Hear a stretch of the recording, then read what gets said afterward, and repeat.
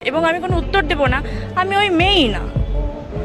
আমি ডেফিনেটলি উত্তর দেব, কারণ সম্মতি না থাকলে একজন পরপুরুষ কি করে শরীরে আপত্তিকর ভাবে স্পর্শ করতে পারে? পর্দার অন্তরালে শরীফুল রাজকে সুযোগ দিচ্ছেন শবনম বুবলি। জনমুখী ওপেন ক্যামেরায় আপত্তিকর সিন করে এবার ঠিক এমনই একটা সমালোচনার সম্মুখীন হলেন বুবলি। মন্তব্য রয়েছে, অন্যের স্বামীকে কেড়ে নেওয়ার এটাই হলো বুবলির জন্য নিনজা টেকনিক, যা ব্যবহার করে অপুর কাছ থেকেও সাকিবকে কেড়ে নিয়েছিল বুবলি। তাই তার বিস্তারিত জানতে অবশ্যই ভিডিওটি না টেনে সঙ্গে থাকুন। শরীফুল রাজের সঙ্গে পর্দার বাইরে আপত্তিকর একটা দৃশ্যায়নে ধরা দিয়ে এই মুহূর্তে চরমভাবে আলোচনায় এসেছেন শবনম বুবলি। বিষয়টি প্রথমে স্বাভাবিকভাবে নিলেও আলোচনা সমালোচনা সময়ের সঙ্গে সঙ্গে যেন বেড়েই চলেছে। কেননা বুবলির গায়ে স্পর্শ করা সেই ব্যক্তি হচ্ছেন শরীফুল রাজ, যিনি কিনা একাধিক পরকীয়ার অভিযোগে নিযুক্ত হয়ে স্ত্রীকে হারিয়েছেন। অর্থাৎ তার স্ত্রী পরিমণি রাজের বিরুদ্ধে এর আগেই পরকীয়া সম্পর্কের অভিযোগ তুলেছিলেন। আর সেই ব্যক্তির সঙ্গে বুবলিকে আপত্তিকর ভাবে মাখামাখি সিনে দেখা গেছে, যেটা অনেকের কাছেই আপত্তিকর।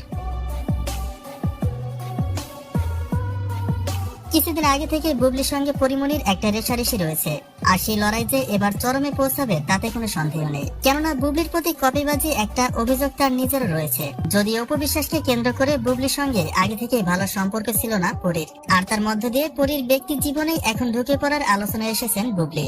মন্তব্য ঠিক এমনটাই দেখা যাচ্ছে যে এবার পরীর স্বামীকে চিরদিনের মতো করে কেড়ে নেবেন বুবলি।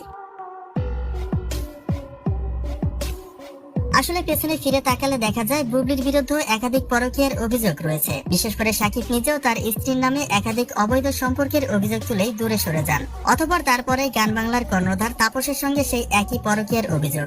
আর পরিশেষে এবার রাজের সঙ্গে আপত্তিকর এই দৃশ্যায়নে কে বলছে এবার দুজনের খেলাটা ভালোই জমবে, কারণ তারা দুজনেই একই চরিত্রের। তবে কে বলছে রাজকে সুযোগ দিচ্ছেন বুবলি? নয়তো একটা পরপুরুষ নিশ্চয়ই বিনা পারমিশনে অন্তত বাংলাদেশের পরিবেশে এভাবে গায়ে স্পর্শ করতে পারে না। তবে এই বিষয়ে আপনার কোনো মন্তব্য থাকলে তা কিন্তু নিশ্চয়ই কমেন্ট করতে ভুলবেন না।